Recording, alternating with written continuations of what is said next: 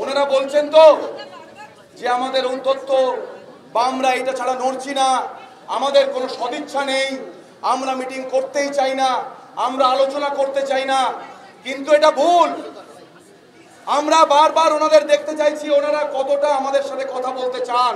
দিনে দুবার ব্যবহার করো স্টপেজ ক্রিম আর নিজেকে রাখো evergreen. কেয়াশেক aroma therapy stoppage cream আর খুঁজে পাও নতুন আমিকে।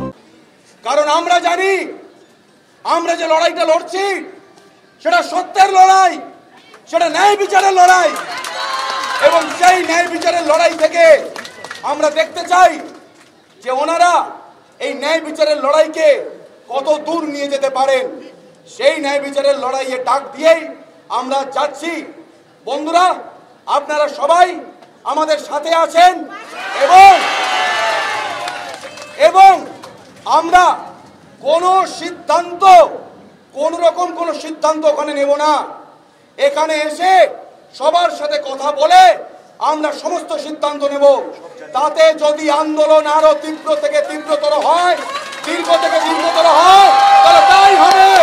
আমাদের ওদিক দিয়ে বারবার বিভিন্নভাবে মেল করে যাওয়ার আসার এই ঘটনা প্রবাহ দুদিন ধরে চলছে, লাস্ট 3 দিন ধরে। সেই জায়গায় দাঁড়িয়ে আজকের আমরা সমস্ত ডব্লিউবিজিডিএফের সমস্ত প্রতিনিধিদের সঙ্গে আলোচনা করে যে জায়গায় দাঁড়িয়েছি সেটা হলো আমরা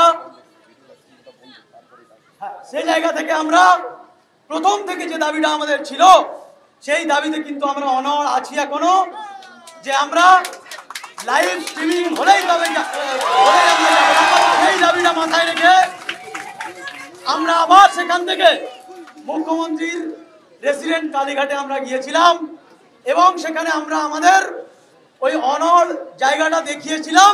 এটা আপনারা সবাই জানেন।